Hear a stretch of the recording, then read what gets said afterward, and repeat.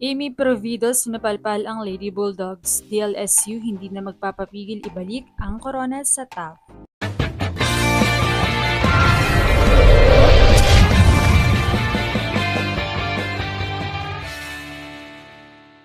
What's up, Volleyball Nation? Welcome back to my YouTube channel. Narito ako para magbigay sa inyo ng updates tungkol sa mundo ng volleyball.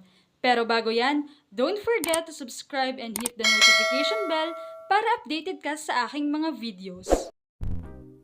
Wala pang team ang nagawang pigilan ang De La Salle Lady Spikers kahit ang two-time champion National University Lady Bulldogs na kompleto ng La Salle ang kanilang sweep sa unang round matapos salunin ang NU sa 4 sets, 25-21, 25-19, 19-25, 25-17.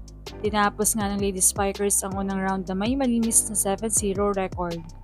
Ang una nilang ganitong tagumpay mula noong season 85 kung kailan sila muling kalaunang nagkampiyon. Naputol din ng panalong ito ang 5 losing streak ng La Salle laban sa NU. Ang huling panalo ng Lady Spikers kontra Lady Bulldogs ay noong March 16, 2024 sa season 86. Ayon kay Coach Ramil, matagal nilang pinaghandaan ang laban. Aniya hindi pa masasabi na ito na ang tunay na sukatan dahil mahaba pa ang season. Para sa kanya, parang gulatan lamang ang unang round. Samantalang sa second round ay doon na talaga magkakaroon ng mas seryosong labanan at masusubok ang bawat kupunan. Dagdag pa niya, mas swerte lamang sila na nakuha agad ng sunod-sunod na panalo. Ang pinakamahirap na laban ng Lady Spikers sa first round ay nang talunin nila ang Adamson Lady Falcons sa 5 sets, na pinangunahan ni Shai Nitura.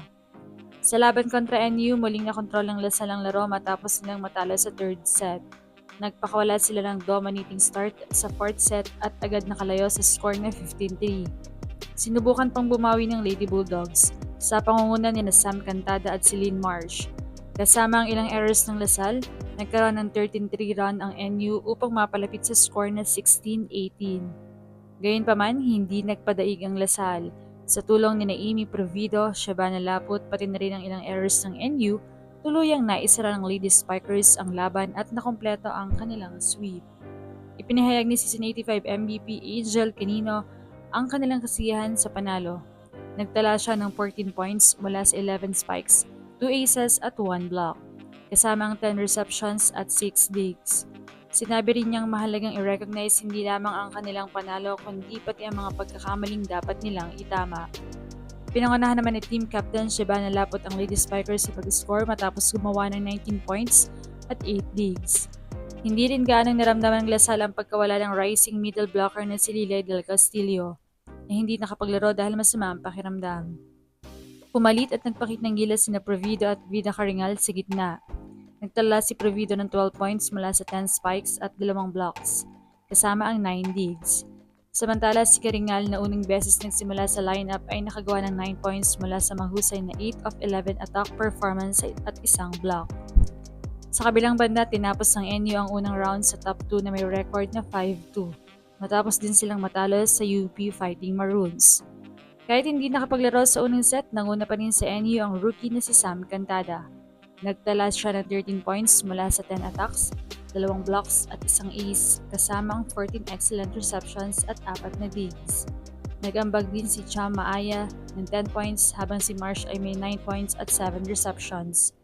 Gayunpaman, napigilan ng depensa ng La Salle ang main attackers ng NU. Si Ara Panica ay nagtapos lamang ng 7 points mula sa 31 attempts, habang si Vanch Alinsugay nahirapan din matapos makagawa lamang ng 5 points mula sa 23 attempts. Samantala, kitang-kitang ang tapang ng La Salle, palo kung palo, depensa kung depensa at sigaw kung sigaw kapag nakakapuntos. Bagay na talagang na-intimidate ang NU lalo na kay Amy na very aggressive sa harap at talagang naninigaw to boost their confidence. Kaya naman, anong masasabi niyo rito? Leave a comment below. Thank you for watching and don't forget to subscribe.